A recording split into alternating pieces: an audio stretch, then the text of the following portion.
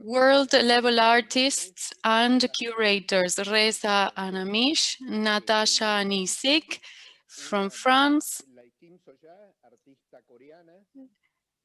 Lim King Soja from Korea. She's part of Biennale Sur 2021. We're very proud of having her. We're full of expectations. We are preparing a wonderful presentation by Kim Suja for 2021. We have a Lebanese curator who worked actively with us in 2017 in the first edition of Biennale Sur, Naila Tamraz. We're pleased to have her. We know that she is in a place that is scourged with difficulties, so we give her plenty of support. We have Abdullah Karoum, another curator of the National Museum of Qatar. We have Diana Wexler, artistic director of Biennale, and myself, Anibal Josami, general director of Biennale Sur. In the couple of months we've been going through this pandemic, we have studied 5,500 projects from 100 different countries that were submitted to Biennale Sur. Many projects have already been selected, and this is the time we analyze with artists and curators the best way to turn them into reality for our next Biennale. We are in contact with several institutions and foundations from different parts of the world to obtain the support needed to put into practice, to perform our Biennale Sur 2021. The current global situation plays against all of us, we know. But even so, within this context, we decided that a project such as Biennale Sur must be maintained. And it needs to be maintained because our way of participating in the world of art and contemporarity has a lot to do, is highly related to things present in our social crisis, healthcare crisis situation, economic and social situation. The pandemic has brought about an increase in many of social phenomena that already existed, the disregard to the migrant, the disregard to the poor, the social violence against women, gender inequality. These are things that have been deepened faced with the crisis. And contemporary art we portray has always taken those struggles.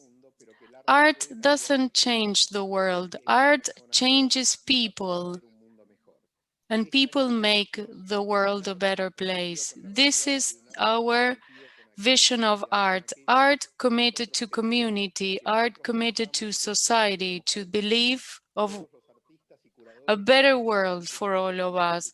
All the curators and artists who are here with us today share that common perspective because of how they have acted, how they have been working in contemporary art throughout their careers. In this meeting, as I mentioned, Kim Suja, which her project we are implementing in 2021 Biennale, after the selection of projects we have done, we set the guideline of the topics we will cover. One of the topics for 2021 Biennale is actually migration, an issue, a point of view, a problem that we have always considered from the first edition of Biennale Sur and the South Global meetings as of 2015, and in some expositions.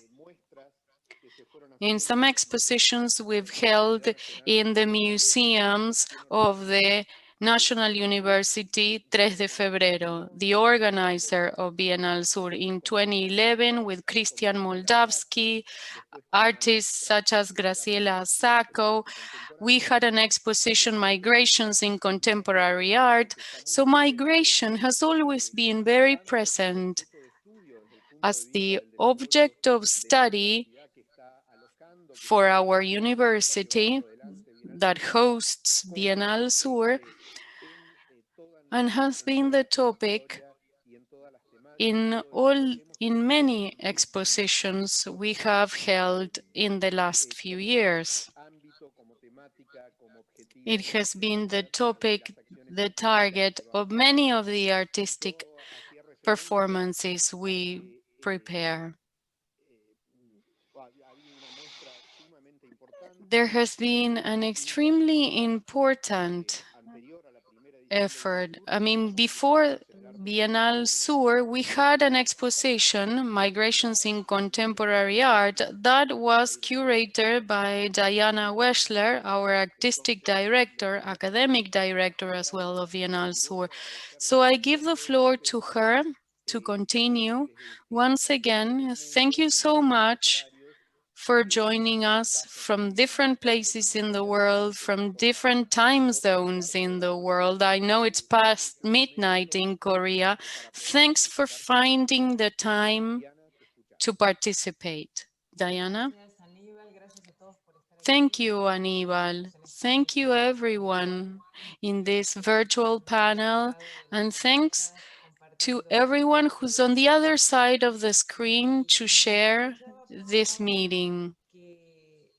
As I was listening to you, I was thinking, Bienal Sur is also a migrant element because Bienal Sur travels around. It looks for new locations. It breaks the hegemony of locations, and it is humble as a migrant. In each place, we attempt to recognize, understand the local language, and to find things in common with the new location. The project is hospitable, welcoming, to receive others, welcoming to others so that everyone has a place in this platform. It's a place that respects diversity, and in that regard, migration, a recurrent topic in our international meetings, that we decided to do as an alternative to international events where you invite artists to think of a topic. We reverted the process. We call on artists, curators to prepare their projects, present and submit their projects and ideas. So it is not by chance that in the current global context, in the third consecutive time, migration becomes a topic of discussion. Problems of identity, migration becomes a recurrent topic amongst the projects submitted. We're also very interested around migration, how contemporary art cuts across it.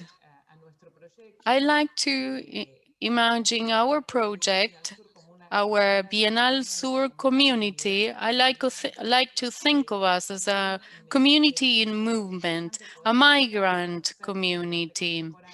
And the terms of contemporary art should be viewed from the logic of migration.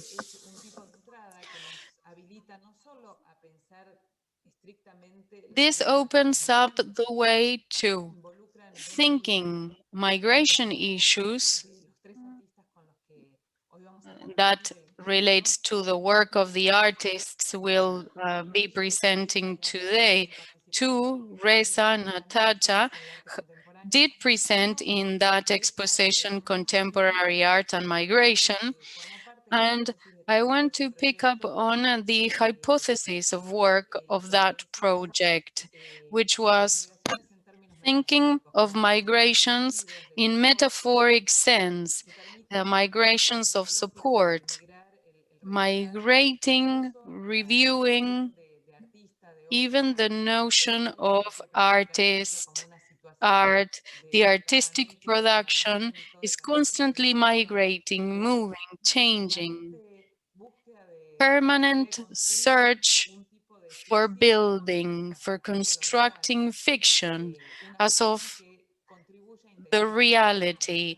It's a construction that intensifies the conditions of the present and activates new senses. I think we have plenty of artists here that work on that. So to start with, I'll give the floor to Kim Soo-ja, and let me tell you about the words of an artist we worked with dearly, who thought of migration and transit. Graciela Sacco, she invented this logic of expressing injustice, the right to the square meter. She said that each individual, when born, should have the right to 1 square meter. That right to have an access to earth, the right to transit and move. It's an ambiguity that she, as she called her work, a transit in life. They went to the south to go to the north, she said. And so this sets up the framework to start with this meeting. Thanks again to all of you. Kim Soo-ja, the floor is yours to start. Hello, everyone. It's a great honor and pleasure to meet everyone here for the Bienal Sur meeting, and also very honored and touched by your invitation to give me such a big plateau to express my work and practices I've been doing in relation to migration or traversy. Today, I should probably share a PDF, PowerPoint, which I cannot find it here. Juana, can you help me? Because we were able to do it before.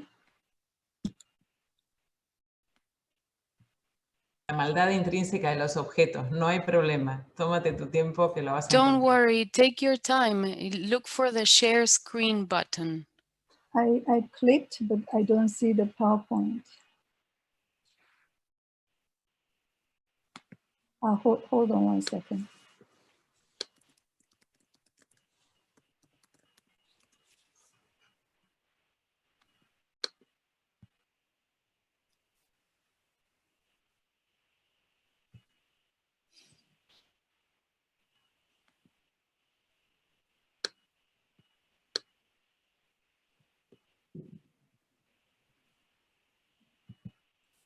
I think I should have put it on the desktop again, because we did it before. Kim Soja, you should click on share screen on the low margin. I think now I can.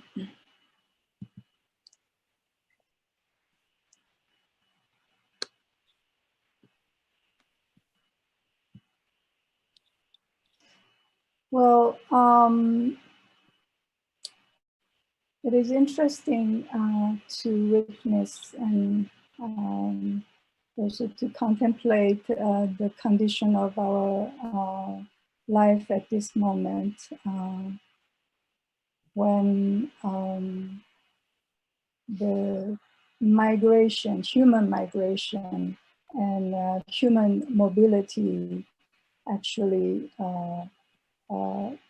enabled the coronavirus to imprisionize us and not to be able to travel around. So it's an interesting irony, but also now we have to think of all different types of migration of all species in the world, I think.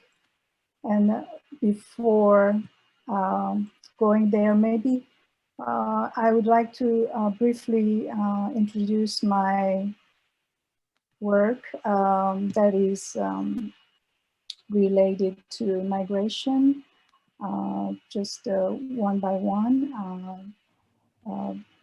by presenting images. This is one of the first series of botari pieces I've done in the early to mid 90s. Considering our body as the most complicated bundle, I call botari in Korean. Bundle is Korean in the botari in Korean. So I've been doing a series of performance pieces related also my body as a symbolic needle that weaves the big fabric of nature. As I started my project in the early 80s by sewing the fabric, which is the bed covers, or the used clothing of Korean traditional clothing and bed covers. That was my question on the surface and question on my canvas, rather than question as a woman or as a women artist, or I liked the sewing particularly. But this act of sewing had already the notion of migration. When I saw stitch by stitch, my mind was always in Hoy cuando te conectaste, ¿te viste? Sí. No, ellos te ponen así, Yes, I will. Pablo? te van a habilitar.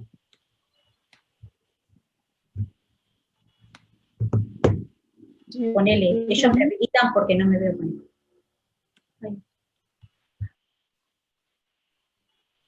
So this is the Korean bed cover I installed on the belly. And then just as a daily life working process. I didn't mean to make this as a video piece or as a performance piece, but this was my daily working scene in a way, without having much consciousness of I am doing a performance. But after finish this documentation, I realized that all my sewn pieces has hidden performative action in it, which is not seen on the surface of the sewn pieces. So from that moment, I was aware of the movement of the body and transitional movements and transitional moment of the fabric that transforms from two-dimensional to three-dimensional. And then I wrap all the used bed covers into bundles and carry them and move from the side. And from this moment, I realized that video capturing and video making through lens is another way of wrapping the world. So I didn't make a video or performance video pieces to make imageries or something like that, but I tried to convey the idea of wrapping the image, wrapping the word or the nature in it. So the starting point of my video work was quite different from other other video artists, I think. This is one installation image, part of it, from Sharing Exotism in Lyon Biennale in 2000, which was curated by Jean-Hubert Martin.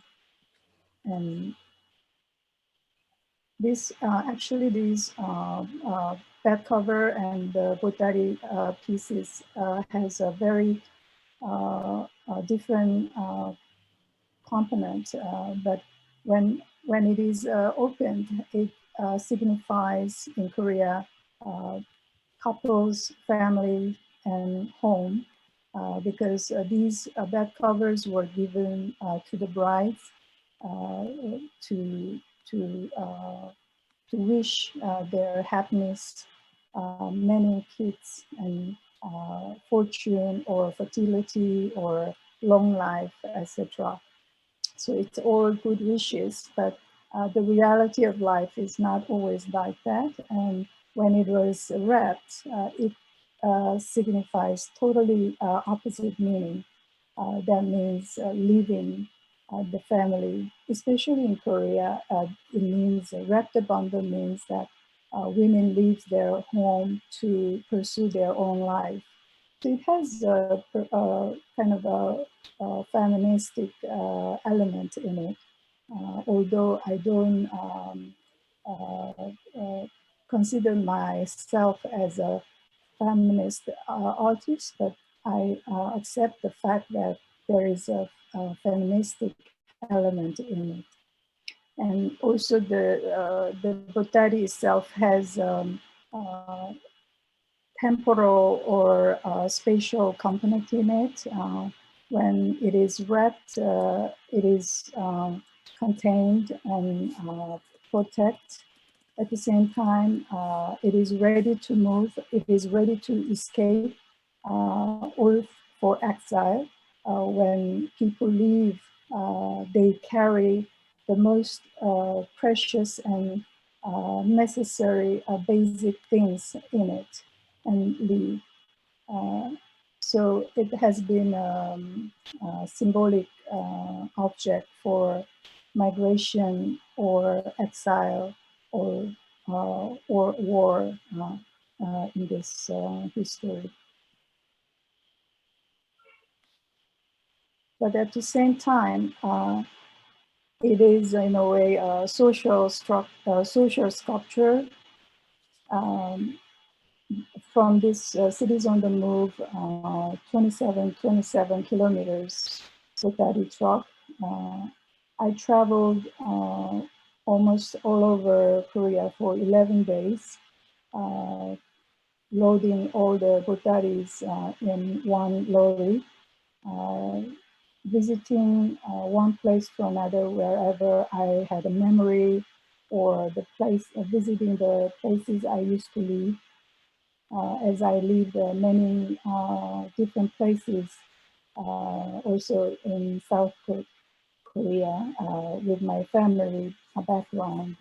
So this was actually the last performance I did before I left Korea to leave New York. And the Botari also has the temporal component as a present and past and the future. And this is part of the still images of that journey. And this Cities on the Move project has been continued and up to now to a different form of presentation. And at São Paulo Biennale, 24th São Paulo Biennale, cannibalism show done by Herkenhoff and Adriano Barbosa. I presented this Rotary truck, Cities on the Move, 11633 miles Rotary truck. That is the kind of distance between Korea to São Paulo. The 2-ton truck, and also I presented the video performance I did in Korea as well. And this was from Venice Biennale, when Harold Zeman did the Dappertutto. When I discovered this space in Arsenale, I wanted to wrap the whole space with a mirror. So use of mirror was actually first time in this Biennale, as I covered the whole, at the end of the wall of this Corderia space to reflect and wrap all the spaces, but at the same time, by placing the Botari truck, that was 2.5-ton truck from Korea, I also made another exit for the truck, but it is actually virtual exit, not possible to exile, as I dedicated this for the Kosovo War refugees, which has been happening right near Venice. I couldn't mention this war situation in this Biennale, which it was happening in the neighborhood.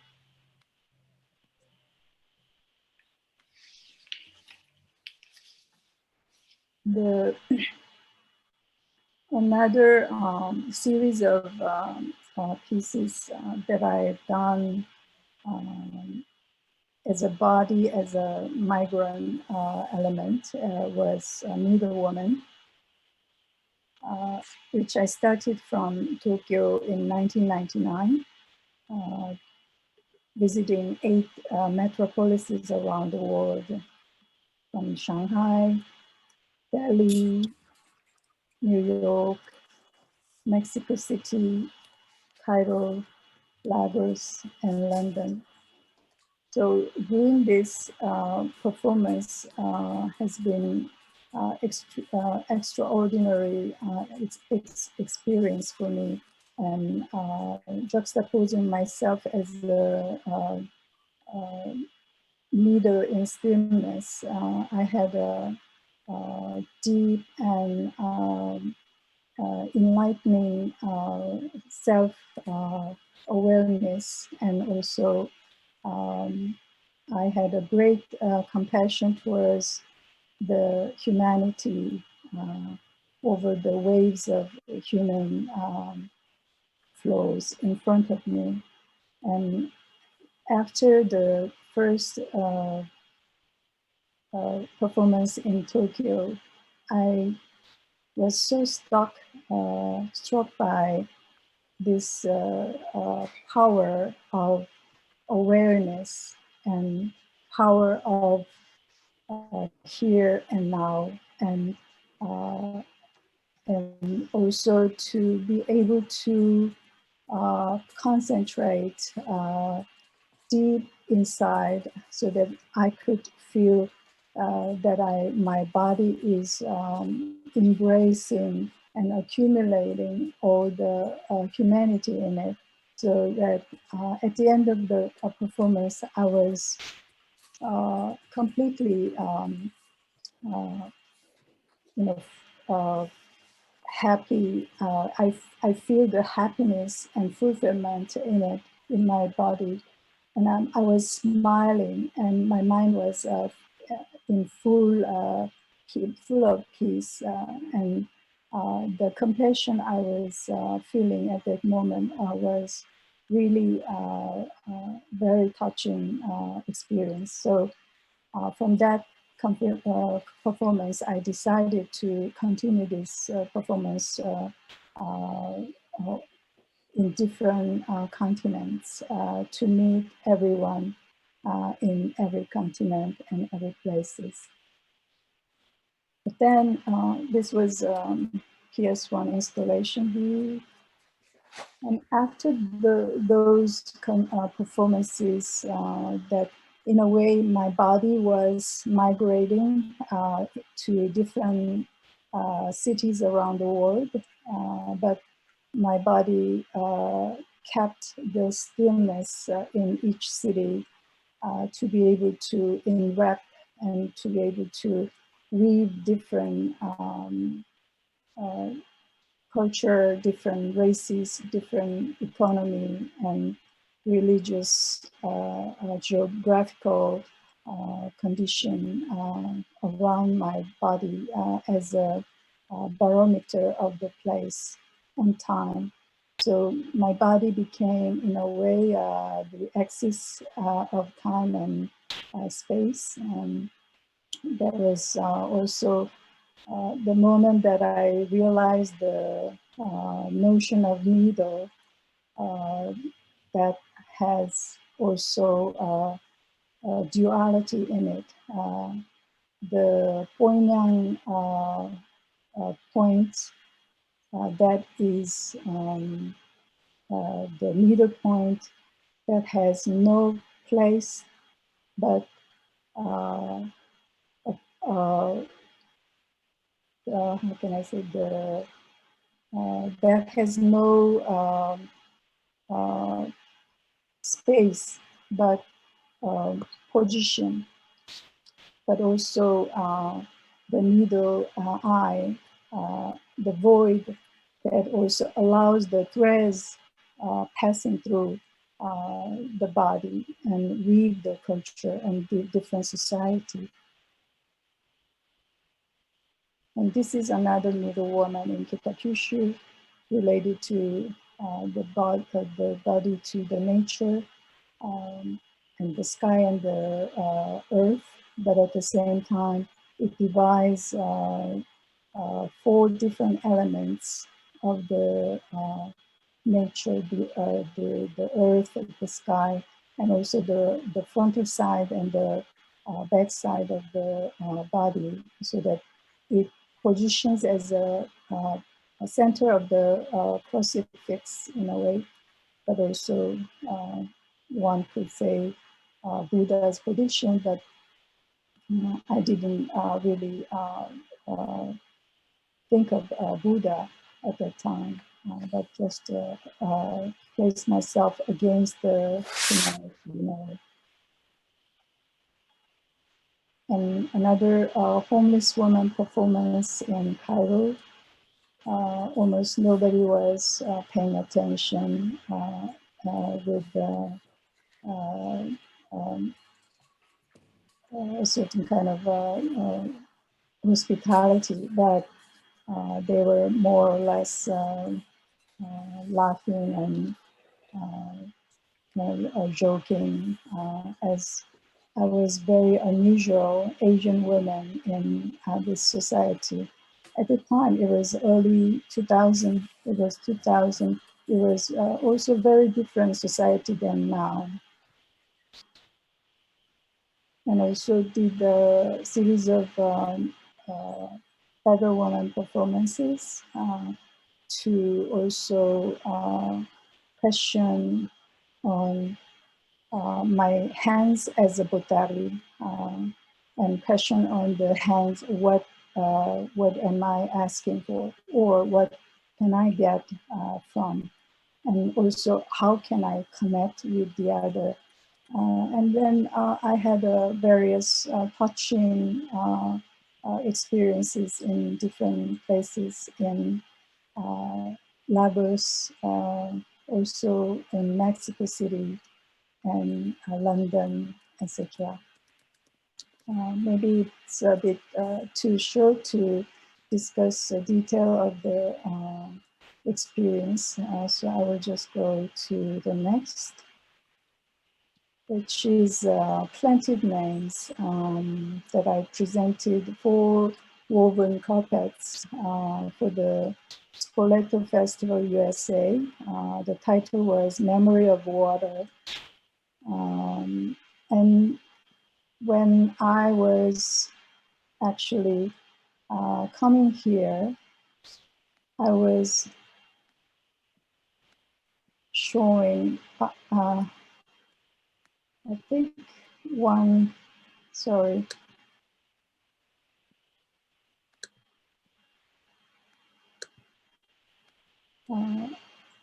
Sorry, I think one image was missing. I was in Lagos and then visited the Alpha Beach where African slaves were sent to Atlantic Ocean. I was so stunned and so saddened. So I made a video piece of the ocean and the sky that was flipped around upside down and commemorating the slaves' destiny and their difficulties. But after that, I was invited to Spoleto Festival where the African slaves were imported. So I was very moved by seeing this plantation house where slaves were working for the rice fields. So I decided to make all the names of the slaves who were served for this plantation house using the carpets. In a way, taking carpet making as a planting the names.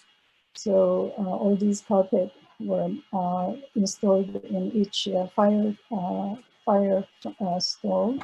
And then there was also another installation, Lighthouse Woman, that was a symbolic witnesses of the history of water in Maurice Island, where civil war was first happening. So the light piece was as another body of women that awaits for their beloved husband and brothers and sons. And then here I made another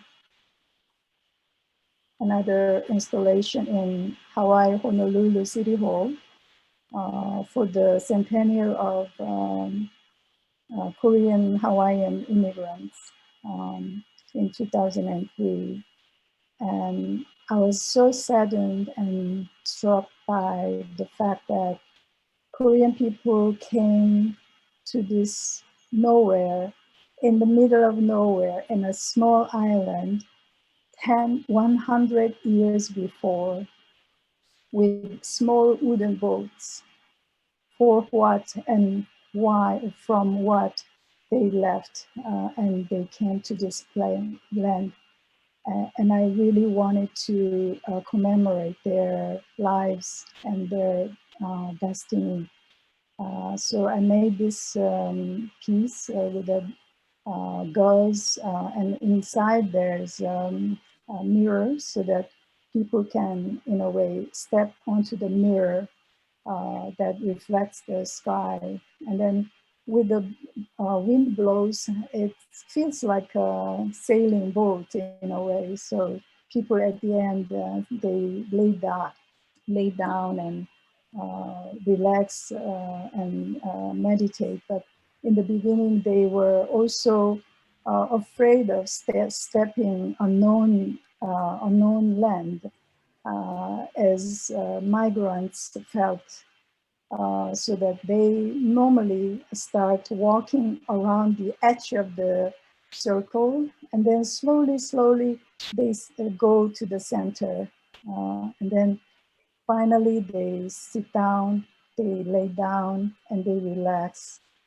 as we experience as a migrant. This was another pottery truck piece I made at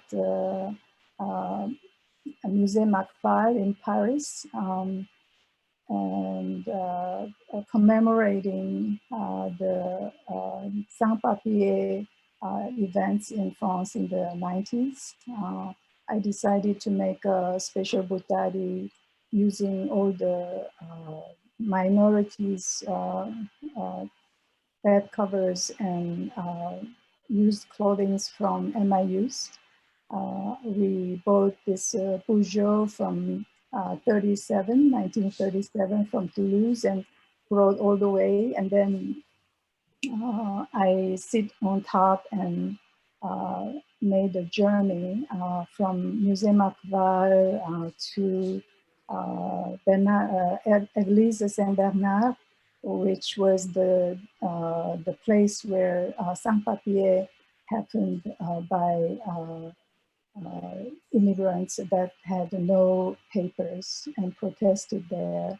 So I started from Musée Macfar, and then Place d'Italie and the Bastille and République, and then Goutte d'Or, all the neighborhoods that were related to the multinationality, and then arrived to Église Saint-Bernard. That was the journey.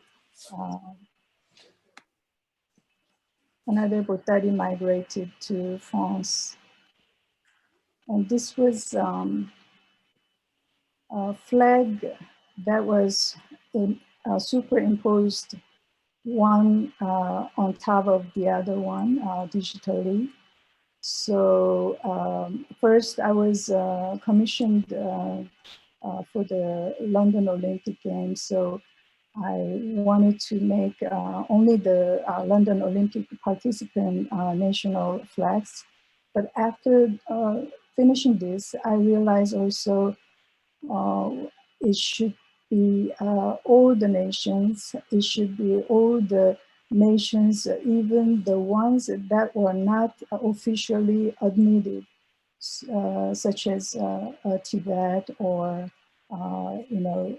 even like within UK, like Scotland or Irish. I included all the existing national flags in it. So I made actually in the end one flag that was constantly moving from one identity to another, one border to another, one image symbol to another symbol. But then I also made the separate flag pieces, making still images in between the moment of juxtaposition. This was from Perth Pita installation. And this was also the Traversée Kimsuja last year. I've been invited to translate the whole city in a way using my own practice in many historical monuments around the city, and also was able to invite 20 artists and invite their unique installations. So this was one way from the main palais to the Cathédrale de Saint-Pierre. And then finally, the Botari 1999 to 2019. This container is another way of making botari, which contains all my belongings from my life in New York before I left New York last year. So I put all the daily objects and all my belongings in it and shipped from New York to Poitiers as a statement, but also this new botari is also traveling.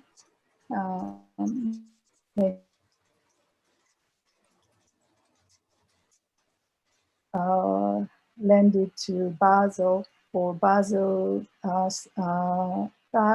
Kunststage Basel project. So the journey is still on the way. I think I could maybe end here and then we can discuss later if there's any questions. Thank you. Muchas gracias, Kim Soya. Vamos a Thank you so much. Thank you. We'll continue with the first round of presentations. Then we'll open up for the exchange of ideas. Let me remind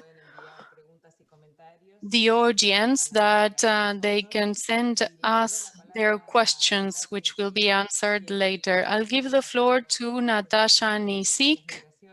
She has worked around migration too.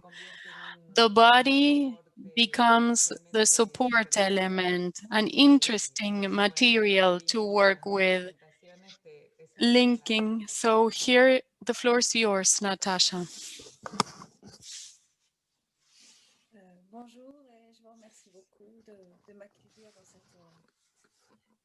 dans cette présentation à travers le temps et l'espace. Thank you for inviting me to make this presentation. It's an invitation in time and space. I want to share with you a look back at my work.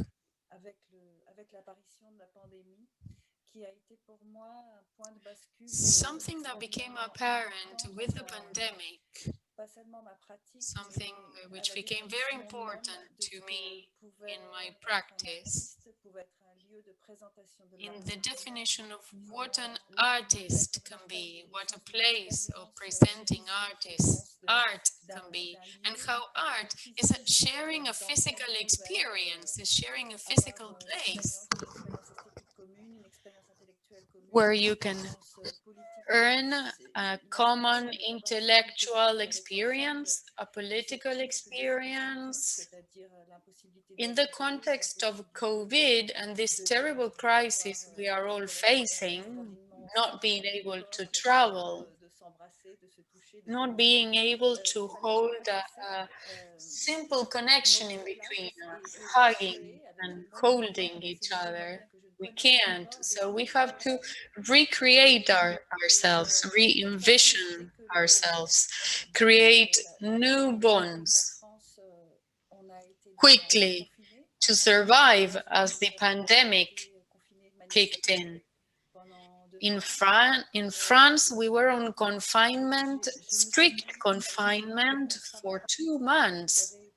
And I told myself, I have to go back to an old work I had started, an old piece I started in 1995. I was collecting letters from people from Sarajevo. I took fragments of the letters people wrote to their families, and I put them on the walls so that people would see fragments of letters that were not addressed to them, but which were highly meaningful. Because of the language they used, it touched upon all of us. So I went back to that project of the letters. I said, don't meet with artists anymore. I don't have those moments of artistic community in a biennale. We're coming together, something that as curators and artists, museum directors, we all did in the past. I myself was locked down and I manufactured what I will show you. Something very simple, basic. Yeah, I know it's very simple construction because I don't have experience or knowledge in the field. But my idea was to get in contact with people who had been important to me, women artists. I believe that during pandemic, the body of of women, the expression of women, this crisis, the situation women are embedded in is just deep, and it is lived concretely because the public space has shrunk, the working space has shrunk, the creative artistic space has shrunk. Social space has shrunk because now everything is your home. The home used to be the space of the woman only, and now what? It's a shared space. Everyone is in the home. It's become the working space and everything. So we're more restricted. Space is reduced. Your intimate space is reduced. So you need to recreate a room, for example, for yourself. So I contacted about 50 women artists and we started exchanging ideas on a weekly basis. We shared articles, we shared work.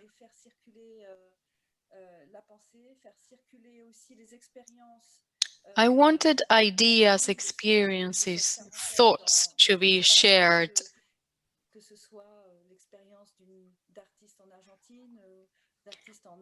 Intimate experiences to be shared from artists in Argentina, in India, in the UK.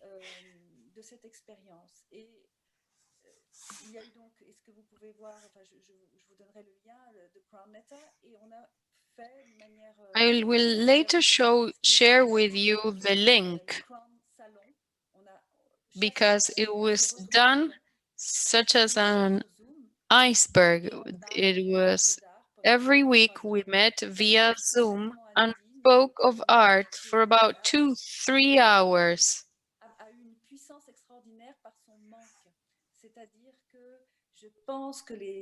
It was extraordinary to us.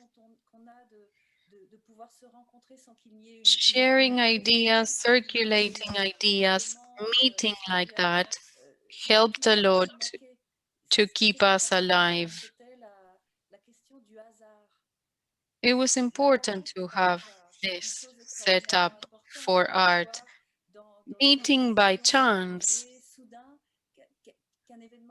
randomly in an exposition in a museum was something wonderful, but then suddenly when you're confined, locked up, you lose that chance. So you need to manufacture fate. And so we created these rooms for fate to occur, places to exchange, for artists to exchange ideas, exchange images, letters, but sharing letters in the old sense. It's women artists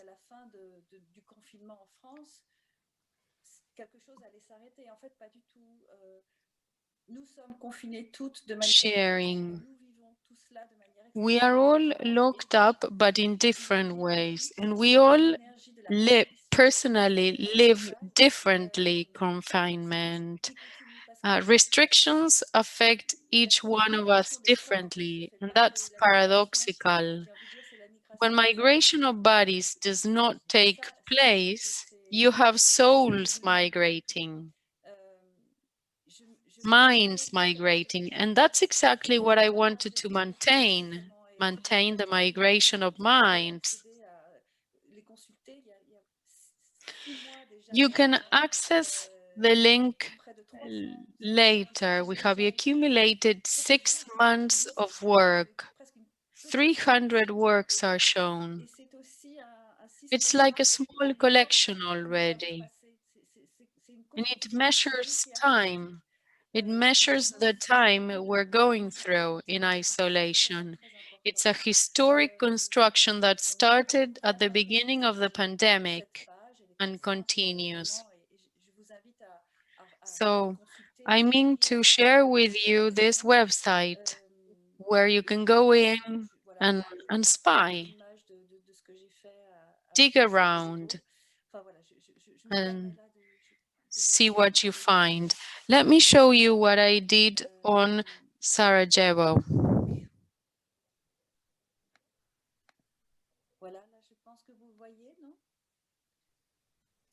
Can you see the screen? Yes. So it all started in April. These are the first works, the first pieces sent to us early on. Katin Rados, Andrea Bloom prepared a wonderful diary. She was in the US. Dorian Mollet, a young French artist. She has a photographic and written journal. Andrea Bloom, let me show you something. You have Andrea's contribution through time. You see, at one point, Andrea wrote and said, I'm not contributing anymore because I'm deeply depressed. I can't go on. I'm out of energy. So you see how intertwined it is with the personal story of each artist, and you can read through it. It's making and sharing, circulating work, as if you were in a museum or in an exhibition. Will we continue to exist in a way which is not virtual afterwards? Because there's so much forbidden to us now. If we meet again, how will it be? It is interesting to think of new futures. Will we ever meet in person again, by chance, in a museum or in an art gallery?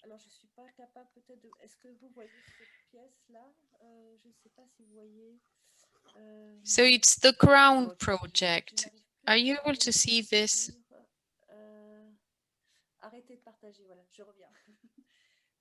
I'm back. Okay, great.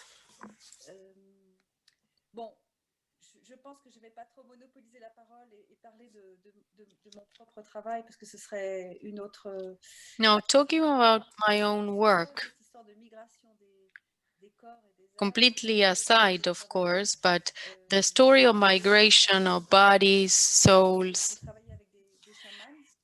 is a topic that I worked with in different ways. I worked with shamans in Japan, Germany, Korea, where migration occurs at the world of the living and the dead, and the border between the real world and the world of the dead faints.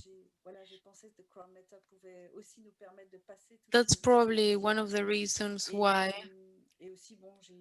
I always like to cross borders in my art. And I worked in Fukushima before, during, and after. And I believe that when the pandemic arrived, I had the keys And I said to myself, okay, we are at the core of the event. And for some time, I can step aside and create this internal migration from my role of an artist. That's it on my behalf. Thank you so much, Nadata. I now give the floor to Reza.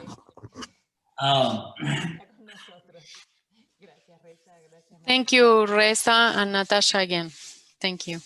Hi, thank you, Natasha. First of all, Diana and Annabelle, thank you so much for inviting me to be part of this very exciting platform. And immensely enjoyed projects that we did, an ongoing project with Biennial Tour, which I think is one of the most exciting, actually, projects that there is at the moment.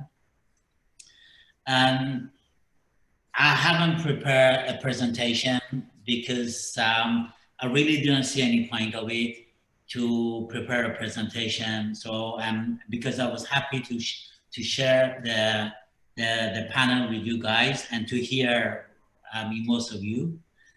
What I really wanted to say at this moment, I mean, England is beginning to go to the second phase of the pandemic lockdown. So I'm trying to be in my studio as much as I can, because any day they might close down all the studios and all the places again. So I'm trying to take opportunities as we might close again soon. During this pandemic, what I realized that how fortunate and privileged that I am personally, looking at what is happening really to people who are severely affected by this pandemic, like refugee camps and the poorer class of society, and who have been incredibly affected more than anybody else. And I actually saw how privileged I am myself and the world that around me. And also the level of violence, how it had increased internationally, especially in Europe, because the level of violence against migrants and refugees in Europe, especially in UK, had increased dramatically, which is really sad. And what is kind of like, my emphasis, what I want to kind of, what the whole experience had made me to see it more than before, that migration is central to human experience. People move for many different reasons, whether it may be voluntarily, or they're forced due to wars, discriminations, environmental crisis, economical crisis, or lack of opportunities. I think we all carry around evidence of migration in our, from our ancestors in our DNA. And we are wherever we are, basically, this is where we have been because of migration. And the complex phenomenon of migration is what links us all together, and the effects of it on all of us that it has.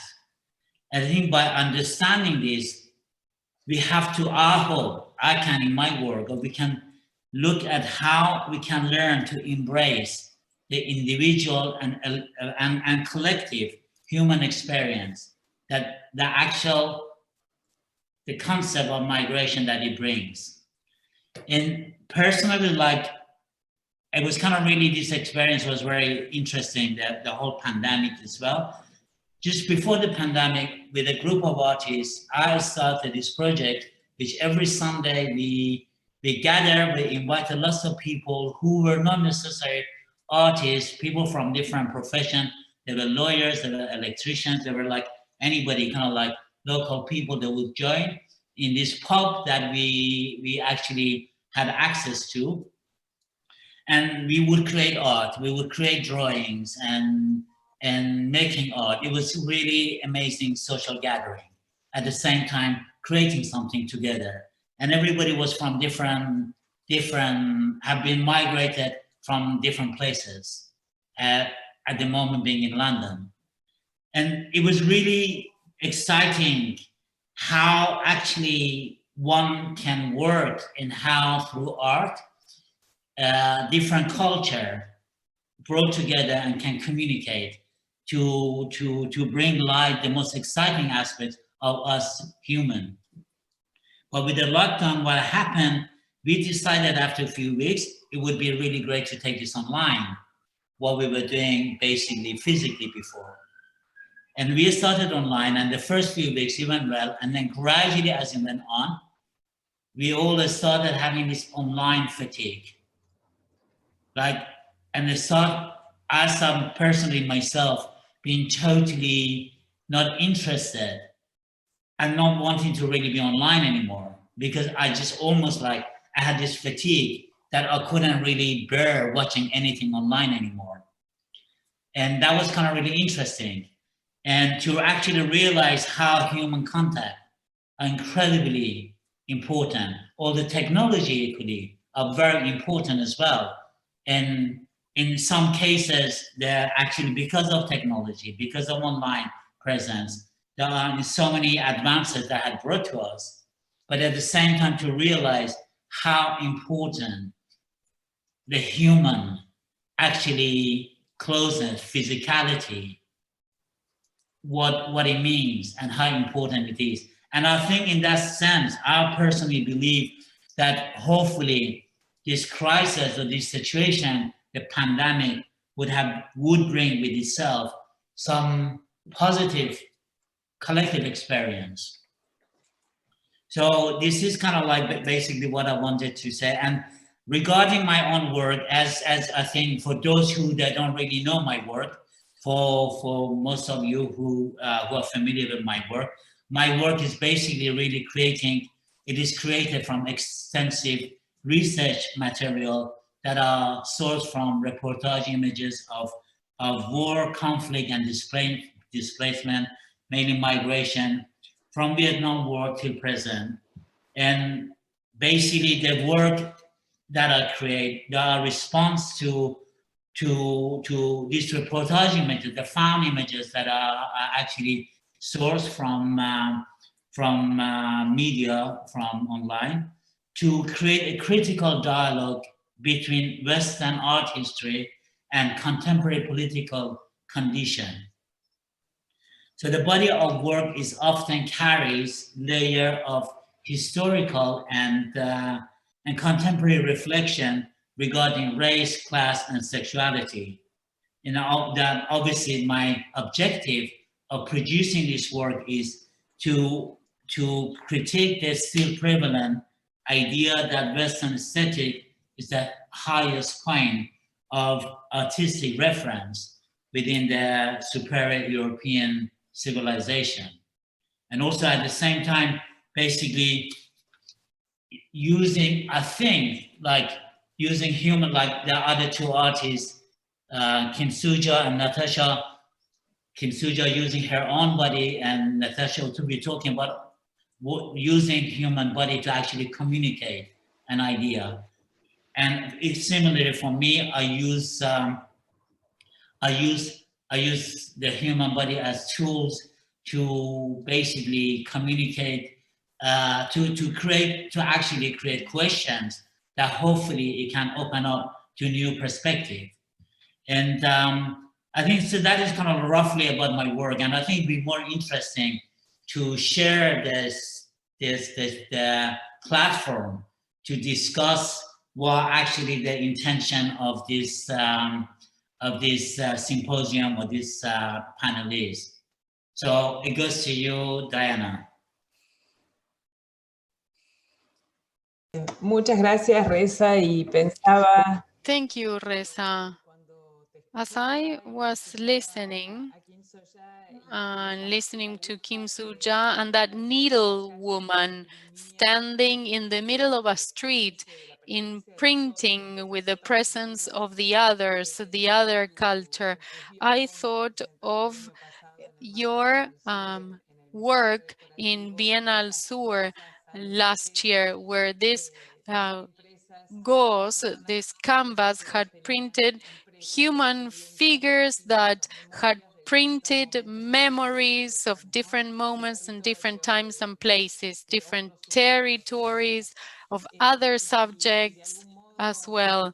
And somehow the Botari, from Kim So-ja, the leitmotif, the visual motif of her work that takes so many different forms in time, are as well the backpacks we all carry. Those Botari are the backpack we all carry when we travel around the world, even from lockdown, as Natasha was saying.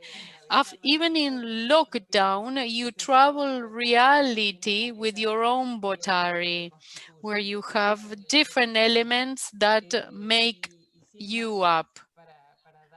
And without further ado, I'll give the floor to our curators to think deeper into the comments of artists. Naila, the floor is yours.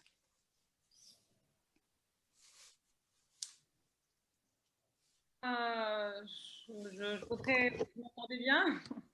D'abord, merci beaucoup Hannibal et Can you hear Diana. me okay?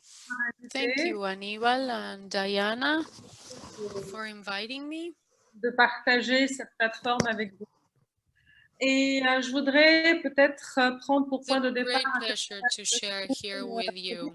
le temps à une As a starting point, ratée dans le cadre de la Biennale Sour en 2017 et qui s'intitule Biennale Sour 2017, dans laquelle j'ai voulu montrer en fait les travaux d'artistes de génération. I in fact wanted to show the work of artists from different generations.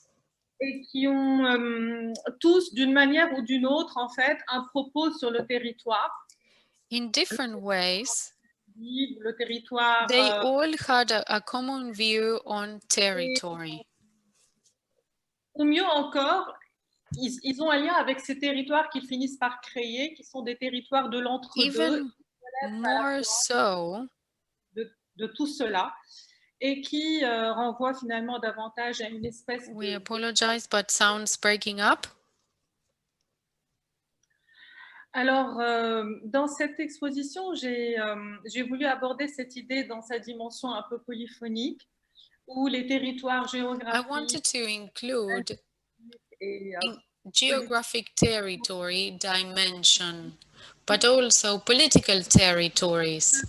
D'une certaine manière, dans le territoire du poétique. Et pour entrer en dialogue avec l'expérience intime et construire un autre to create a dialogue with an intimate experience. En fait, le but était aussi de montrer comment des artistes qui viennent de territoires... In fact, the objective was to show how artists from different territories... Le lien au poétique.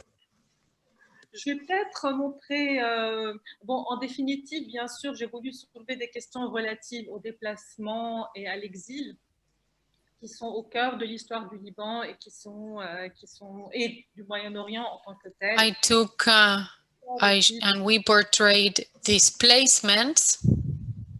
Donc, je vais peut-être partager mon écran pour une petite présentation.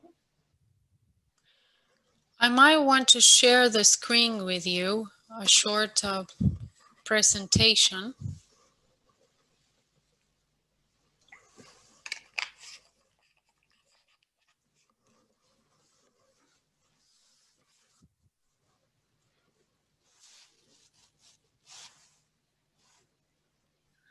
Donc, effectivement, cette exposition a eu lieu dans le In fact, this is a presentation that was held at the Provincial Museum Timoteo Navarro in Tucumán, Argentina. Et dans cette exposition, j'ai, comme je l'ai dit tout à l'heure, montré 8 artistes. In that presentation and that exhibit, I included several artists. Linguistique et d'une certaine manière aussi poétique. Donc voilà une vue générale de l'exposition. Salih Badouairi, This is a general view of the exhibit. L'image fondatrice, un peintre de la modernité. Salih Badouairi. Et un paysage en fait. A presentation of modernity. Comme un voyage à travers des paysages, bon, soit du Liban, soit d'ailleurs. It's a journey through different landscapes, whether it's in the Lebanon or somewhere else. Et à travers ses travaux, ce rapport au politique et au poétique. Elle a des extraits de Through her work, sur la montagne, she connects to the political situation. Les Porello d'Etal Adnan. Je vais peut-être y aller un peu vite, je ne vais pas m'attarder sur le travail de chaque artiste parce que c'est aussi un autre propos. We have here some other work from different artists exhibited. I won't dwell in detail for each one of them. Dans le bord de mer, un site sur le bord de mer des routes. Naila's microphone is breaking up. My microphone is breaking up? Yes. Okay. What can I do? I don't know. Is it okay? Vous m'entendez là? C'est bon? Okay. So, yes. Gilbert Hogg, des vues du mont Ararat, qui est un We have here the work of Gilbert Hogg. D'identité, un symbole identitaire.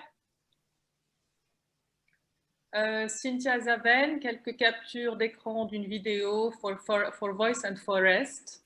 Nadim Asfar, qui a beaucoup travaillé sur des vues de la montagne libanaise. Daniel Genadri, We have here some views.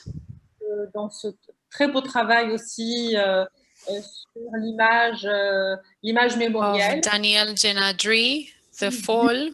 Une vue qu'elle avait à partir de la maison de ses grands-parents. Une artiste, donc Sabah Inab, une A artiste view from her grandparents' home. jordanienne qui vit au Liban, From the artist Sabah Inab, notamment from Lebanon. dans les déserts jordaniens. In the Jordanian desert. Général de l'expo.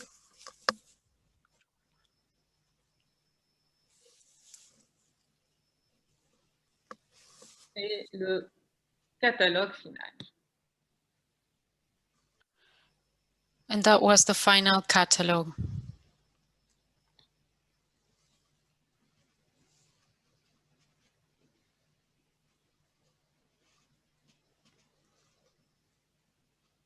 Am I still sharing my screen? Alors voilà, bon, en définitive aussi, ce que j'ai voulu faire, c'est faire dialoguer. So, in short, avec I meant to build a dialogue c'est ce genre de dialogue aussi que j'ai voulu mettre en place, puisque with l'Argentine Argentina. abrite l'une des plus importantes diasporas libanaises de par le monde. Alors évidemment, cette That's démarche because Argentina has a very strong faite en Argentine Lebanese migration. prenait un supplément de sens. Et, The Lebanese diaspora to Argentina was very big, one of the biggest in the world. So it only made sense des foyers de l'immigration moyen-orientale et libanaise en particulier. that I should include it. There are many Lebanese and Middle Eastern migrants in Argentina. Après l'idée était aussi que l'on pouvait difficilement parler d'art contemporain sans aujourd'hui parler de So the idea was to talk about contemporary art. Nous vivons dans un monde qui est géopolitisé, en particulier dans les pays du Moyen-Orient et du monde arabe. And talk about politics because we live in a geopolitical world. Et constitue même des paradigmes de l'art contemporain, si bien que pour moi, We have the paradigm of contemporary art cut across by politics. parler de l'art contemporain lui-même, du moins dans cette partie du monde. So I talked about contemporary art in this part of the world. Le souvenir de cette exposition résonne pour moi aujourd'hui avec encore plus d'actualité qu'il y a 3 ans. Et aujourd'hui, And this exhibit speaks louder to me now than it did when it was first presented 4 years ago. de la population libanaise qui, à ce point de son histoire, je le crains, ne trouve plus le courage de résister, ni les raisons d'ailleurs de le faire. Mais cette question aujourd'hui m'embarrasse beaucoup parce qu'elle résonne autrement et je n'arrive pas à la relier. It's very difficult to resist it. It makes me, puts me in a very difficult situation too. Est-ce que je dois me situer sur un plan global où les phénomènes migratoires nous amènent nécessairement à repenser I le place monde? myself in a global scenario. Que ce soit en termes d'artistes, de stratégie The institutionnelle. migration phenomena changes the way we conceive the world. Ou est-ce que je dois me situer sur un plan national où le phénomène migratoire est aujourd'hui directement relié à une Should I catastrophe? place myself in the international scenario or the national scenario when I choose to make an exhibit? Or should I place myself in the shoes of humankind as a whole? Only that. A presque rasé les galeries d'art les plus importantes de Beyrouth. Elle a très sévèrement touché le seul musée d'art de la ville ainsi que sa collection. Et d'autres collections ont été atteintes et parfois détruites. Beaucoup d'artistes et de travailleurs culturels. Many communities have been affected or destroyed. Many artists have been affected and destroyed. D'autres sont morts. Et de manière générale, ils se perçoivent aujourd'hui comme n'ayant pas d'avenir. Many have died. L'art contemporain And a in general, we realize that contemporary art. Et par rapport à tout ça, pour le moment, on est juste muet, impuissant face à la violence, certes, mais aussi face à tant de précarité en termes de ressources humaines, en termes de structure, en termes de vie humaine. When faced with violence, human lives. Il faut donc se dire, et je terminerai peut-être avec ça, qu'il y a des foyers dans ce monde dont on parle où il est très compliqué d'envisager. It must be said that Encore plus compliqué d'envisager. this very complicated world. Et encore plus difficile, bien sûr, de les penser. Et peut-être prendre conscience du fait que dans certaines régions du monde, il y a d'autres narrations. Makes it more complicated to raise awareness about the fact that there are more complicated situations in other parts of the world. Elles sont autres parce que je pense que cette globalité est aussi quelque part mise à l'épreuve, mise en examen dans sa possibilité justement à rendre compte du global. Globality sometimes does not allow us to see the local problems. Il y a des choses que le monde avait commencé à comprendre grâce à la crise de la Covid, que l'on envisage ces choses. Some things will become apparent after the COVID pandemic. Un retour aux choses essentielles, etc. Ou sur un mode dysphorique, c'est-à-dire par rapport aux Things that are more essential. Je pense que le résultat est le même, c'est le global. When you face disaster, you realize that. Cet essoufflement, l'art est sans doute le mieux placé pour en rendre compte. peut-être que le véritable propos réside ici. Voilà, je n'ai pas pris beaucoup de temps, mais ce que j'avais envie de dire. Muchísimas gracias, Naila. Nos quedamos pensando tu reflexión acerca de las maneras en que procesamos las experiencias. Thank you, Naila. We're sorry we couldn't hear you very well, but we're still processing how this pandemic will end up affecting us much more than we would have expected. We will review old ways as the crisis goes by and how we accommodate and resist and adapt. In particular, in the case of Beirut, when unfortunately in a context such as this one, you go through such a violent actions and negligence.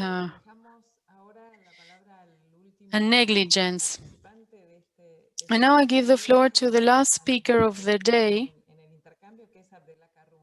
Abdullah Karoum.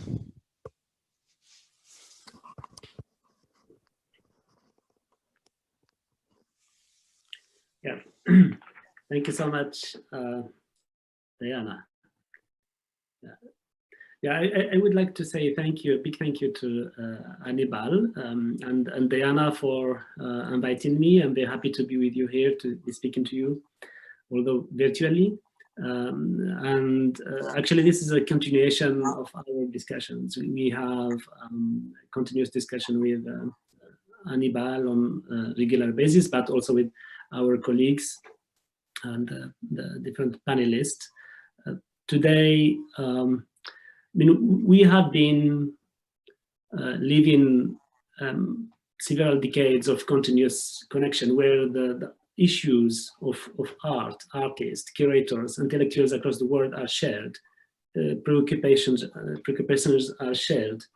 The tragedies that the world is going through since a long time are affecting everyone and are touching artists almost in the same way wherever they are in the world. So the responses, as we saw it in Kim Sujat's work, when something happened in a place around the world, whether it's in Antarctica or in Beirut or somewhere else, artists around the world are reflecting, are let's say, impacted as human beings as well. So we feel concerned. Artists, curators, and intellectuals feel concerned. There is no disconnection. I mean, this is because migration is a vital process for all species, plants, animals, humans, and also technologies and knowledge in general. I really wanted to, I mean, before I start really responding to the invitation and to the discussion, to make my intervention short, first I really want to express my solidarity with Beirut, what happened. I was in Doha, that means in a region we are already in a region that is burning already, and also in Paris, where I curated a show at Palais de Tokyo that was titled "Our World is Burning," and seeing this was really a shock. Even if the world was going through a very, very difficult moment, this shock in Beirut made even this impression of a world burning even closer to us. Hearing from our friends, families, artists, colleagues, artists who are working with losing their spaces or collections, and you know, even people as well. So this was really something that made us think about the role of institutions, intellectuals. So this was something that was an experience, of course, that made it difficult for anyone, any museum or any artist to just continue to do the work, ignoring what the reality is, that a one city in the world is going through. And actually, this was just adding to the many other tragedies that were happening. So what I wanted to say now in response to the topic, I wanted to focus on two main things, again related to the artists and intellectuals. One is the reason of migration and what migration makes. I mean, for example, post-war migration in North Africa and Middle East in the mid-20th century provoked a more amplified movement of migration of intellectuals and artists. The moment of independences, post-independences in North Africa, for many reasons, but mainly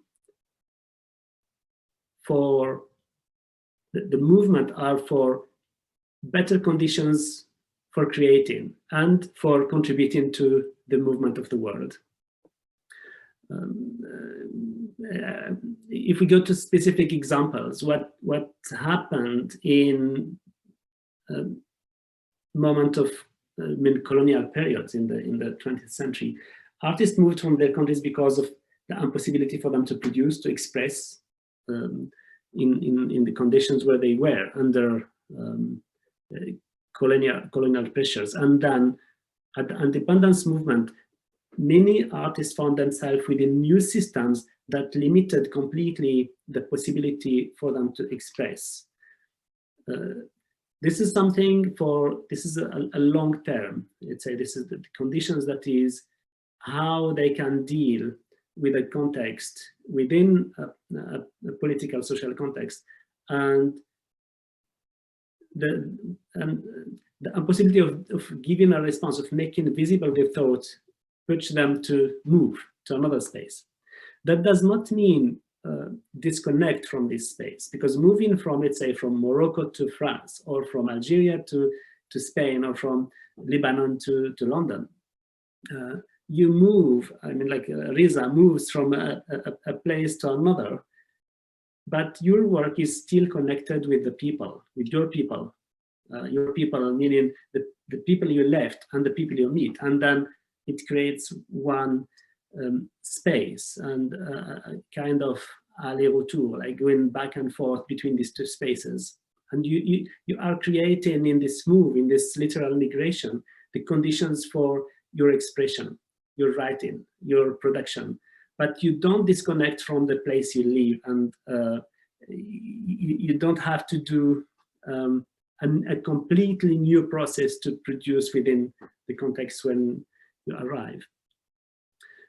Regarding these productions and the institutions, for example, what does this do to the organizations? If I mention, for example, the museums, or the museums in general, the museums are made, or their collection are made based on migration, and specifically migration that is due to this kind of conditions, let's say major tragedies, or impossibility for artists to work in a place and move to another place. The example of a museum where I'm working now, Mathaf, Arab Museum of Modern Art in Doha, of which the collection is really increased a lot in the 90s. The museum is mainly developed with contribution by artists who migrated from Iraq to Qatar as a station, as a center for Encounters production in the the mid-90s, after the first war of the Gulf, many artists found it difficult to produce, to continue working, and they moved to neighboring countries. A lot moved to Jordan, others moved to Qatar or to Emirates or to Europe or to America. But I can say that, for example, one museum that is today has the most important collection of Arab artists from the Middle East is Madhaf.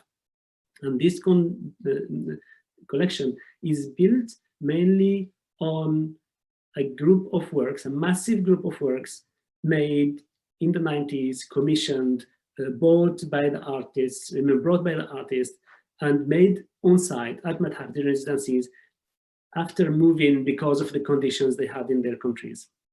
Ismail Fattah,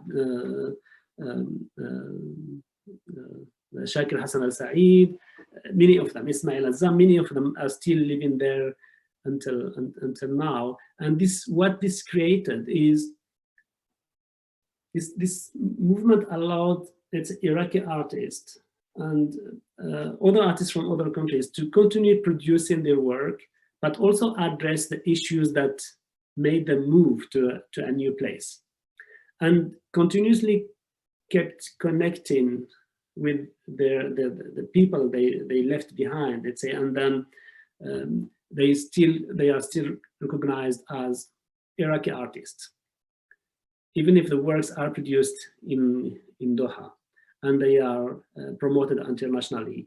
They talk about human history, they talk about personal stories, they address the art language, they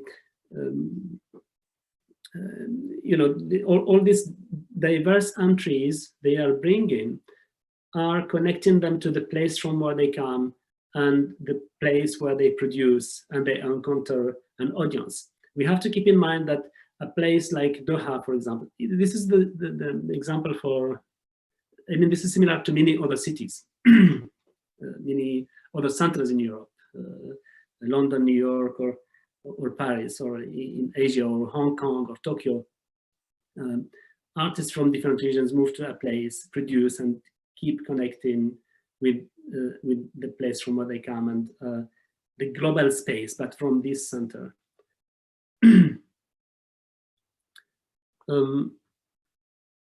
So this situation is not very different from the one we saw, or we history witnessed in after the Second World War, when artists moved from Europe to America to avoid these conditions. You know, the situation that was in the 30s and 40s, and even before the Gulf War, or before the current crisis in the Middle East, the powers in a number of countries, Syria, Egypt, Iraq, and also other North African countries, made artists move to European capitals. Like Marwan from Syria moves to Berlin, Adonis in Paris, Ital Adnan, long time ago, moved from Beirut, and more recently, someone like Adel Abdesamad moves from Algeria to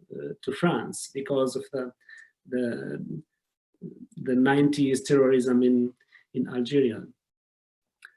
But we still, again, identify these artists as reflecting on the situations, I don't know if you can say this, like to help move, to help think about these conditions from where the artists come. And this is before the Arab Spring by decades. So the second point, I mean, more closer to us, before the Arab Spring, literally in the 2000s, these migrations that were in somehow pre-revolutions, like political responses, addressing issues they couldn't address in their countries.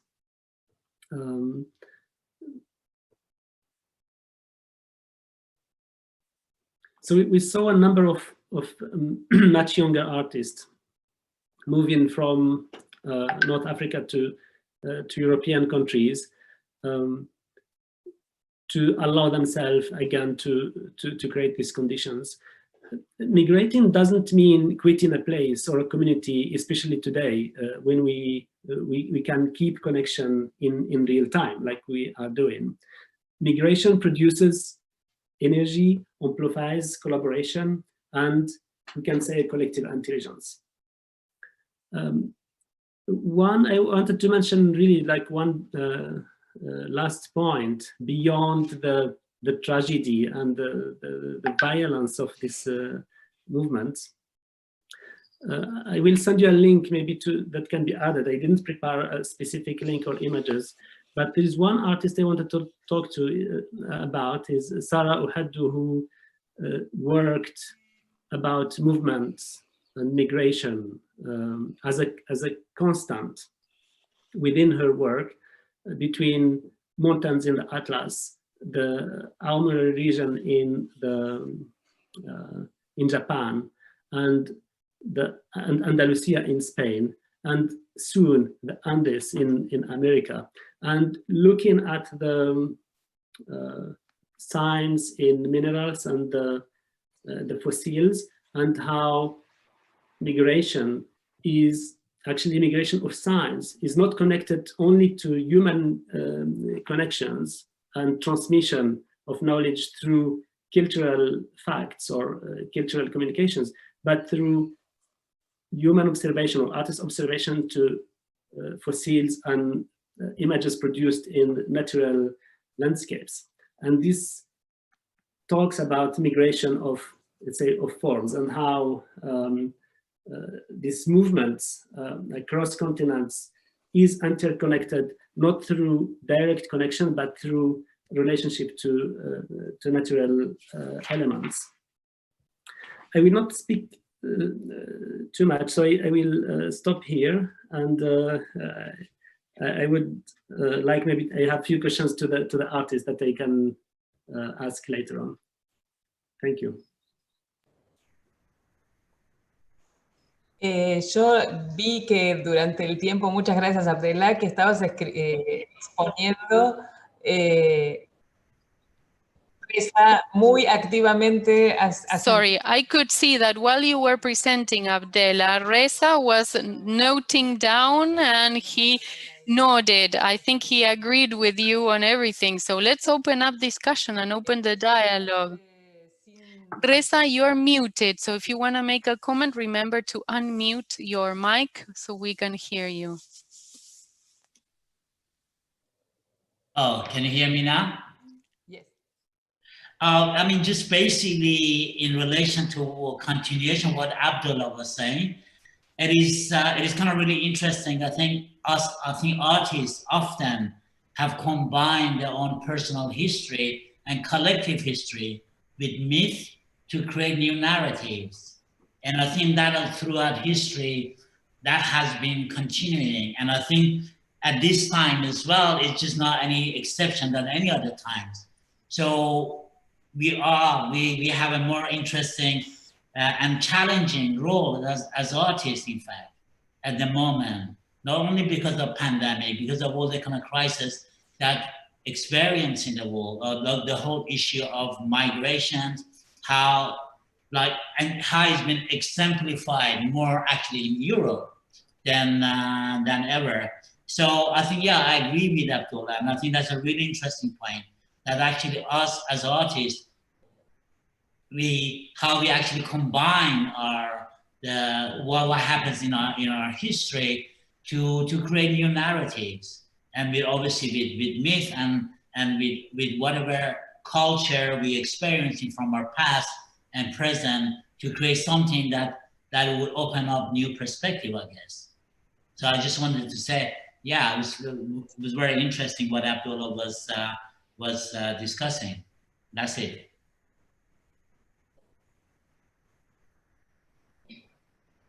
Naila, que también habías estado muy activamente anotando. Naila, you were nodding too and taking out notes during Abdelah's presentation. Any comments? Remember to unmute your microphone to speak. There you go.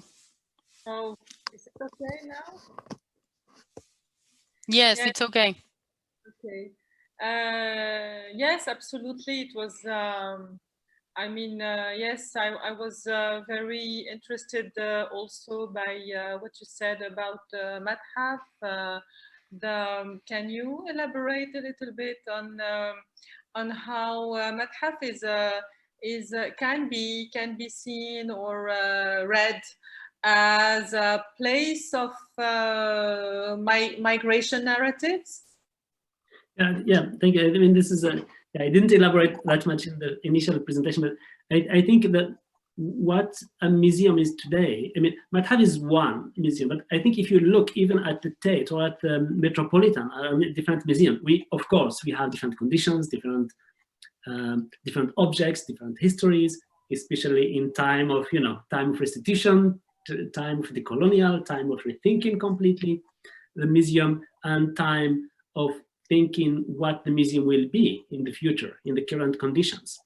Madhaf is made, as I said, is made based on migrated artists produced objects. This is the collection is made mainly by Lebanese, Syrian, Iraqi, Moroccan, Algerian, Egyptian artists. It's Arab Madhaf, Arab Museum of Modern Art. So it is located in one place, in one city, that is a completely new city. Doha is a new city that is in the middle of the desert. Of course, it had life. There's a local culture that is millenary as well, but the city itself is very, very new, and the museum is part of the urbanization, of the new urbanization of these new cities that are 50, 60 years old, like Dubai or Doha, or maybe at a different scale, Hong Kong and other places that develop museums and universities as an asset of these new cities. But they are developed with migration because of the components of the society. That every new city today is made out of this diversity of people coming from all over the world, and the audiences are multiple audiences, and the museum needs to think about this new city that is maybe the global city, or these centers that have multiple cultural differences, multiple religions, multiple values, multiple everything. And the thinking of the museum from Madhaf, both in collection, in exhibition making, in education programs, you always think about this multitude of content that you have in the museum, the heritage that is very young, but it's still there, and the multitude of audiences. You are talking always to 20, 30 nationalities in one day. So, and all this is connected always in real time. So you can't disconnect yourself and say, okay, the National Museum or any museum is going to look at the place where it is and talk to a nation. This doesn't exist anymore, I think, today. And today it will be even more problematic to think in a way, even European museum, French museum, American museum, it's difficult to give it a meaning that is exclusive to one nation, to one kind of people, to one, it needs to have this openness. And the notion of migration is what made it. It's always in movement. And today we are migrating from this reality to even a larger reality. That is also the online is another migration. We migrate, you say in the IT language, you say you migrate data. So now we have to migrate our programs and the language of our programs from physical experience of the museum. That is very important. All education programs, exhibition experience in museums is something that is key in any museum thinking today. I mean, until now. And today we have to incorporate something else that is migrate to more a digital space. Go digital. So it's a strategy, go digital. But how do we go digital when actually people, our audiences are human beings, have bodies, as I mean, Kim was just saying. So, and also Riza and Natasha's work, like this correspondence. How do you deal with this go digital, migrate to a digital space when actually the billions of people, even if we have just thousands or hundreds of thousands of audiences, these audiences are physical. Life is something that is organic. So how do you connect the thinking of the museum as an heritage, as a connection, interpretation of the world in terms of physical into something else? That, I mean, of course, if you do the like physics or like quantum physics, you say everything is connected and we are really connected, but how do you migrate to this space and make it really meaningful today? And this is, I don't have a response, but I can tell you that we have very, very regular meetings with museum directors around the globe today to think, or biennales, like maybe Hannibal can give more precision on this. But Madhaf is based on this moving space or movements of people since the beginning. It was there, and now just it's very amplified. Thank you. Sí, hay una cuestión que ronda también todo Thank you. This concern that is current, something that we discussed in previous meetings. What will be the place of all these people who don't have a place, all these migrants, when we say stay home, but many don't have a home? As Reza in Instagram points out, the streetless, the homeless. Pictures intervened with his finger. Reza shows that. The homeless, where do they go? Stay home. The exclusion, a large volume of our population excluded. But Kim Suja, I see you moving around. Do you want to make a comment on Abdella's words? Yes, I think it's also interesting to think of the exhibiting space as a museum, or exhibiting space that could be open up any place, any space. So the notion of museum and exhibition and exhibiting production can be also expanded in this time. I have a small experience while pandemic. I was working with Oanas Konst in Sweden, and I was actually able to realize planting flaxseed field without even going there, by the curators' effort and also local volunteers and staff members' effort, that they were realizing what I wished, and we were working mostly with video calls. So I do mostly site-specific works in different places around the world, but mostly I go and see the site first and make decision what to show. And then actual production or installation is mostly done in situ by myself. At least I am present in that site. But in this case, I was able to manage to do a very large scale installation of plantings.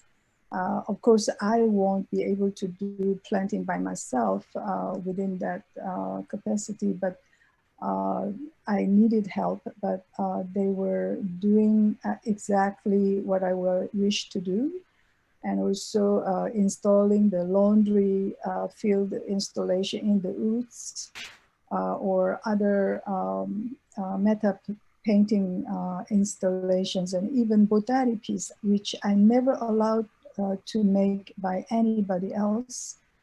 I had to leave my authorship to a certain degree to the other with this condition.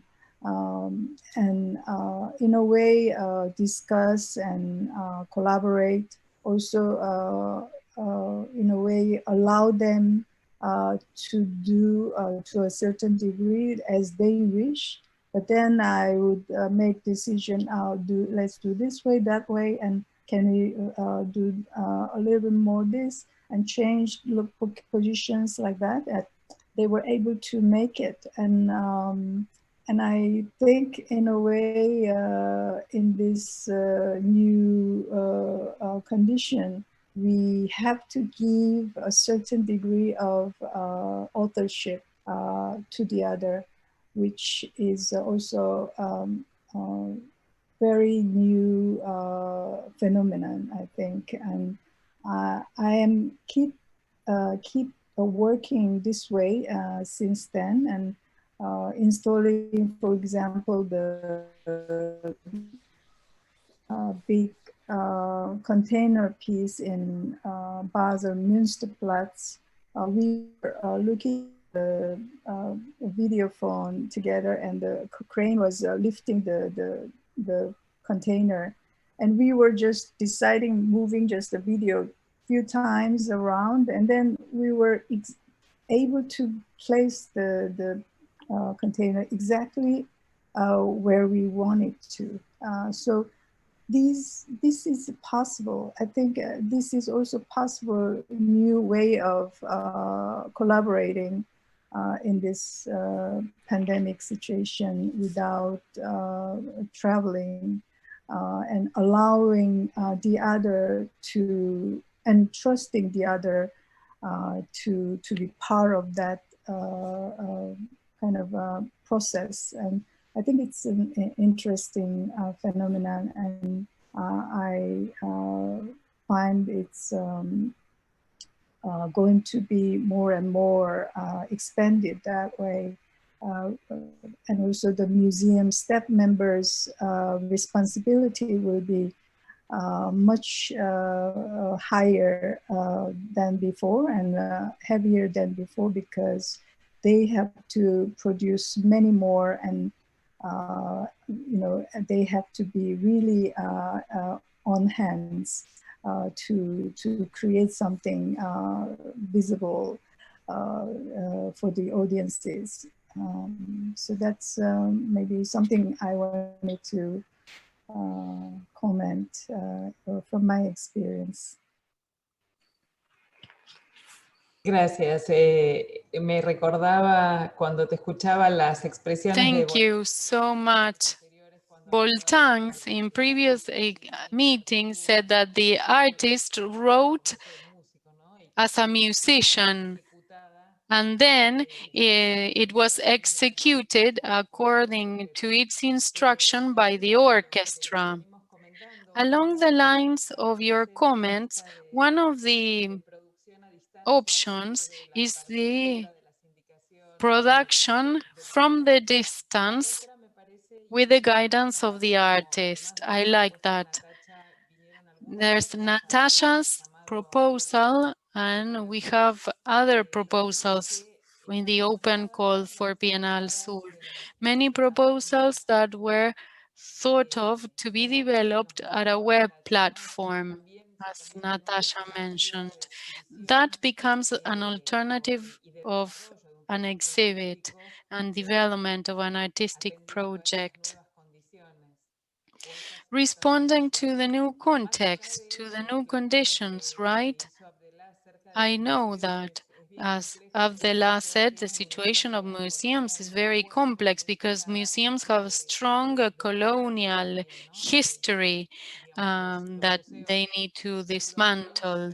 European museums, I mean, they have or have been built around a centralized, a Eurocentric view, and so everything is built around that. But many non-European museums have replicated that colonial view, and to dismantle that structure is a daily exercise. There's the cultural inertia that is difficult to struggle against. Even if you're aware that they exist, it's hard to fight them. So I support Abdelah's comment. It's this responsibility for all of us. It's a constant exercise to be self-critical on how we look at the world and organize heritage.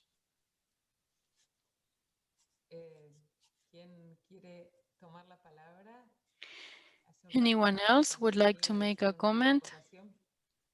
Aníbal? Reza, yes. Reza first and then Aníbal. Sure. I mean, can you hear me? Yes, we can hear you. Basically, what Kamsuja was saying, to elaborate more on the point she was making, actually the situation is not that really new, because Biennial Sur 2019, I did the whole project with Biennial Sur online. I mean, I wasn't in Buenos Aires, I was in London, but we were communicating, and we both, working on a project, and we materialized it. I didn't need to be there. I was there only the last few days, which even if I wasn't there, still the project would have continued. And so we already, I think Biennial Sur like really pioneer what it is now, like everybody, museum, institution, and artists have to do. But I don't think it's really something new. I think it is kind of like, it is something that it is challenging, that is making, actually it's quite interesting that we don't have to be physically in certain places. And that itself, I think this challenge is quite interesting. So that's what I wanted to add to that point, basically. Mm-hmm. Annabelle. Momento que Natasha quiere hacer un comentario y sumo antes. Natasha wants to make a comment, and then the audience. Someone from the audience who have been on Bienal Sur exhibits says, I believe that from the beginning, Bienal Sur works in the way Kim Suja has been working lately. It is part of a regular practice. In contemporary art, it is common. So, Natasha, a comment? Yes, I think that this is not new, the fact that we can do work in distance. I mean, it's also very common way of working now. But what is really new from the pandemic is the spectator situation, actually, because where is the public? Who is able now to go and see the things in real? And that has totally changed, because we don't, going to a museum in a physical, having this experience is becoming something much more complicated. You won't go and travel and make kilometers to go to a biennale, to, I don't know, any place in the world. So the public is totally changing, and the experience as a spectator too. So I think that we will really have to work on that too. Do we have only digital experience for this aesthetical challenge that we're bringing? And if there is a museum which is still living in place, how do you share what is there somewhere else? And that's the real new point of the pandemic. And yes, I think we have to build this story of this new museum. I think there were museums which were living for spectators, but now we're in a new area where museums are for something which is real and virtual at the same time, which is there and will be there and was there.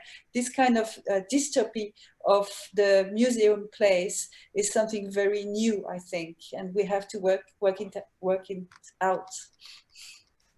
Also, I also realized that although we could also work from distance, from time to time, or so, or something that can be done by other people, but the thing is that the show I created that I very much like to see is not able to be seen by myself, a creator.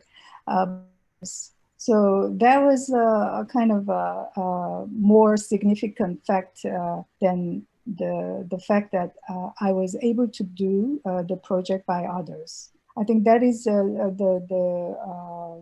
differences between the before and now, and especially the Sweden project, the planting project. I have never done it before, and I really wanted to see and witness the whole process. But of course, I do it from the Instagram, and I receive different process of the plantings and harvest, which is very, which gave me a lot of hope during this pandemic and difficult personal family situation.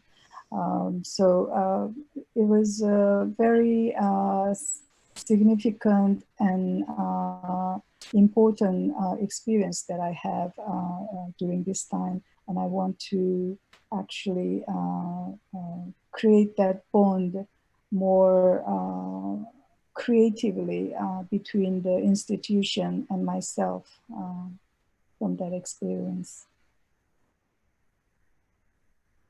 Because with the dialogue, we had constantly discussing new ideas and to develop. It was just such a marvelous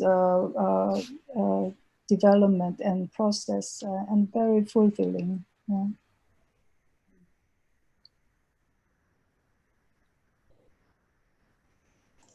Sí, son puertas abiertas y cosas para seguir pensando. Great, thank you. And now, yes, I have to give the floor to Aníbal.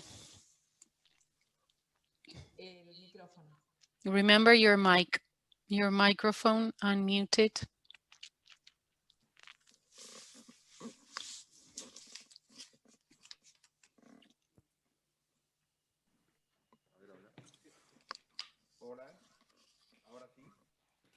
Now, yes, right? Can you hear me? Yes. Sí.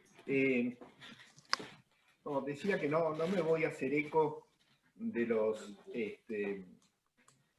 comentarios del público, en el sentido de que muchas de las cosas que hoy... There have been many comments in the audience saying that the things that we are mentioning now, or the world is mentioning now, are things that we have been mentioning for many years in the past. These are things that we pointed out years ago. It is true that in such a difficult situation in the world, a complicated situation for our country in Argentina, a country from where we create Bienal Sur for the world, constantly we wonder if whether the effort, such a big effort we make, is worth it at a time where there is so scarce resources available. A project such as this one, which is intrinsically connected to the possibility of travel. At this time of year, we should have people in Bienal Sur at 3, 4 different countries preparing, setting up Bienal Sur 2021. We haven't been able to move, to travel in 7 months, so we replace that with video calls, and everything becomes more complicated. And so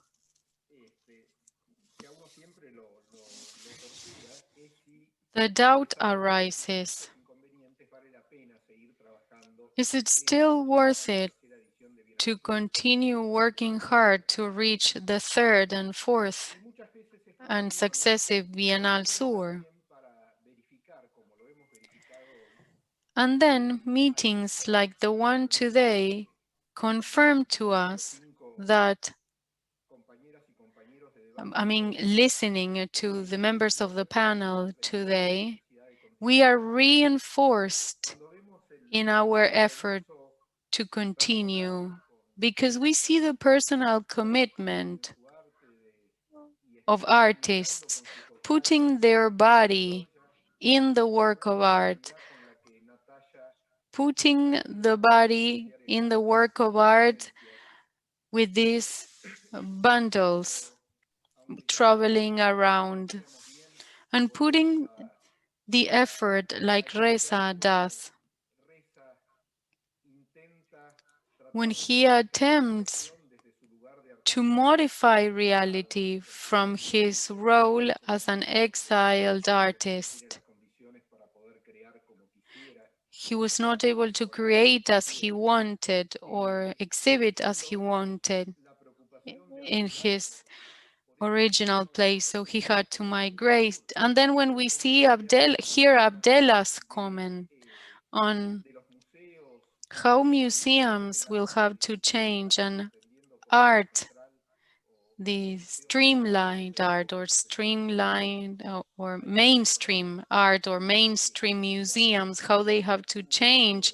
When Bienal Sur was created, we proposed that the art of the South, South meaning not a geographical location, but meaning anything not streamlined, make it reach Europe and the US.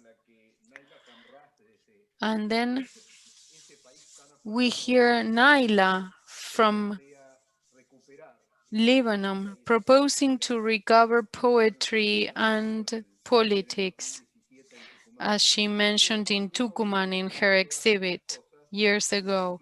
So when we hear all this, we are reinforced in our efforts. Diana and I decided to move forward with Bienal Sur, and now we know that we made the right decision. Diana, do you want to say anything else? On my behalf, I just want to say that you have strengthened our commitment to move forward, making all the efforts necessary, because we live the diversity of voices we portray. The actions we do so that people recover their right to culture, part of human rights. Diversity exercised as Bienal Sur exercises it is of key importance for the future of humankind.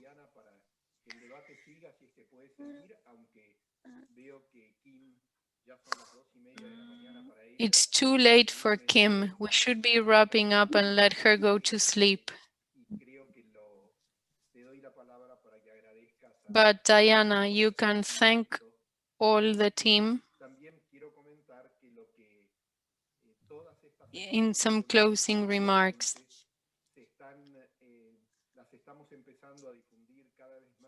Just let me remind you that we are broadcasting all our work in public programs of Bienal Sur so that we reach the entire societies, schools, institutions, different cities in the world. That's part of the commitment we take on.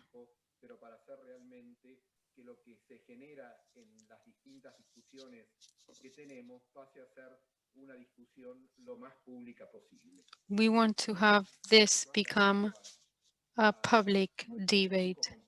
So I thank all the members of the panel. I thank the sign language interpreter, the UNTREF team, and Diana. We have the French and English translators too to thank. Thank you. You should know that we have a huge backstage. The International Council of Curatorship, we have 2 representatives here, Abdullah and Naila, but it's a large council and diverse one indeed. The curator team of Bienal Sur, a transgenerational team, and they have been reading and evaluating each project.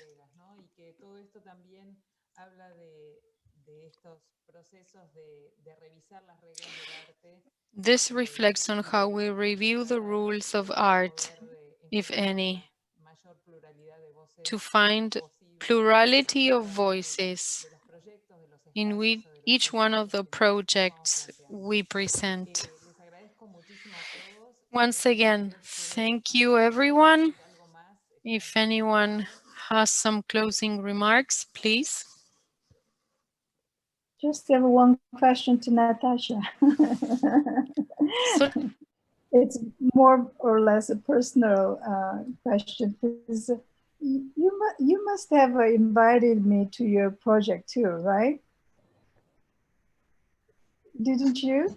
Because I remember this group of women discussing each other, and your name was always presenting, and I thought maybe you were the key members.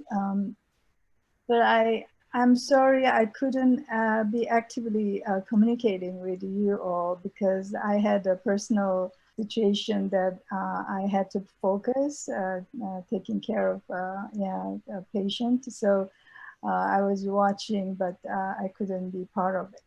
But I'm really happy to see the result, and I admire your effort for this important moment. Thank you.